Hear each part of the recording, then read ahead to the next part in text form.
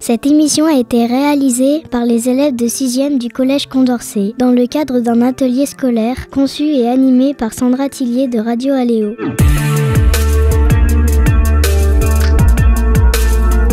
Boulanger est un métier connu, manuel, de précision et difficile. Pour en savoir plus, nous recevons Sylvain Dumontet, boulanger, pâtissier et chocolatier à la Chapelle de Guinchay. Bonjour Sylvain. Bonjour. Votre maman vous a transmis sa passion pour la pâtisserie. Comment a-t-elle réagi quand vous lui avez annoncé que vous vouliez en faire votre métier ? Alors elle a très bien réagi, elle était même toute contente parce qu'elle savait que j'avais pas envie de continuer l'école. De me voir faire des gâteaux tout le temps, c'était normal. Les boulangers ont des horaires particuliers. Pouvez-vous nous expliquer pourquoi vous devez vous lever entre minuit et 1h du matin tous les jours ? Les gens, en général, ils aiment bien manger le pain frais le matin au petit déjeuner. Donc il faut qu'il soit cuit, il faut qu'il ait levé déjà avant, donc il faut être là. On n'a pas le choix. Vous réalisez des produits 100% fait maison. Ça veut dire quoi ? Alors 100% fait maison, ça veut dire que je prends des produits de la matière première et je la transforme pour réaliser un nouveau produit. Vous aimez créer de nouveaux produits. Quelles sont les spécialités de votre boulangerie, pâtisserie et chocolaterie ? Alors j'ai pas de spécialité particulière, j'ai vraiment plein de choses qui me plaisent. Le chocolat, vraiment en ce moment, essentiellement le chocolat. J'ai envie de faire du chocolat tout le temps. Les boulangers pâtissiers portent des tenues spécifiques. À quoi servent-elles ? Vraiment la sécurité, parce que c'est très important dans notre métier. Quels sont les risques de ne pas avoir des tenues spécifiques ? Déjà, on a les chaussures de sécurité, donc on peut se faire tomber des plaques sur les pieds. On a un tablier pour se protéger si jamais on se renverse quelque chose de très chaud sur nous. On peut enlever le tablier en quelques secondes et au moins on se brûle pas. À la Chapelle de Guinchay, vous êtes entouré d'une équipe de 7 personnes. Quel est leur rôle ? J'ai un boulanger qui travaille avec moi, donc son rôle c'est de fabriquer la pâte, la préparer, la façonner. Ensuite, il me la cuit pour me faire les petites baguettes que vous avez le matin au petit déjeuner ou après pour le repas. Ou les flûtes que vous mangez le midi à la cantine. Et après, j'ai 2 pâtissières. Donc elle prépare tous les bons gâteaux, les fraisiers l'été. En ce moment, on est sur les bûches de Noël. Voilà. En 2024, vous avez participé à l'émission diffusée sur M6, La meilleure boulangerie de France. Que retenez-vous de cette expérience ? Je retiens beaucoup de choses de cette expérience. Elle n'a pas encore été diffusée, justement. Du coup, je me retrouve pareil, là, face à un micro. Ça a été comme ça toute la journée. Déstabilisant.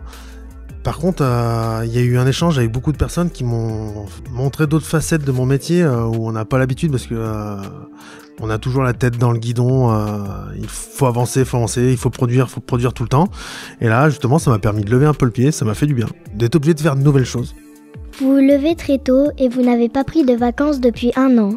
Quelles sont les conséquences sur votre vie de famille et votre vie privée ? Les conséquences, le soir, souvent, je profite pas de ma famille. Je profite pas de mes enfants, qui ont 3 ans, 7 ans et 9 ans. Le soir, je vais me coucher avant eux. Ça, c'est pas facile. Les vacances, ça leur manque.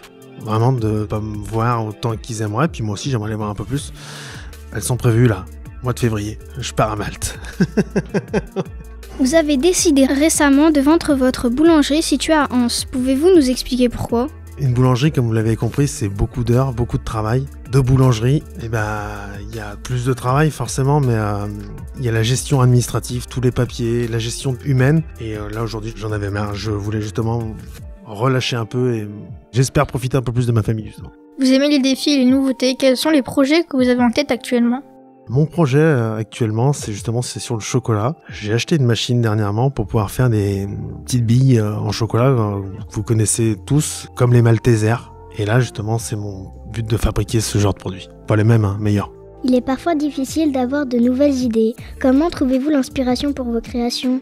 Pour m'inspirer, aujourd'hui, on a quand même des outils super comme Instagram. Là-dessus, il y a toujours de nouvelles idées. Internet m'aide beaucoup. Et puis j'achète beaucoup de livres sur la pâtisserie. De toute façon, il faut toujours chercher de nouvelles idées, juste des photos, des vidéos. Ah, il fait ça, on prend une idée, on s'en resserre, et puis on prend une idée ailleurs. Beaucoup sur les vidéos, c'est vraiment énorme, les vidéos. Pour finir, quel conseil donneriez-vous à une jeune qui veut s'orienter vers la boulangerie-pâtisserie ? Pour faire ce métier, il faut déjà être passionné avant de vouloir se lancer. Il faut vraiment aimer faire des gâteaux.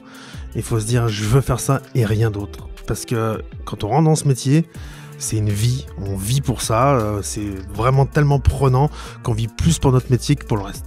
Merci à Sylvain Dumontet, boulanger, pâtissier et chocolatier installé à la Chapelle de Guinchay, d'avoir répondu à toutes nos questions. Vous pourrez écouter cette émission sur le site internet de Radio Aléo, radioaléo.fr.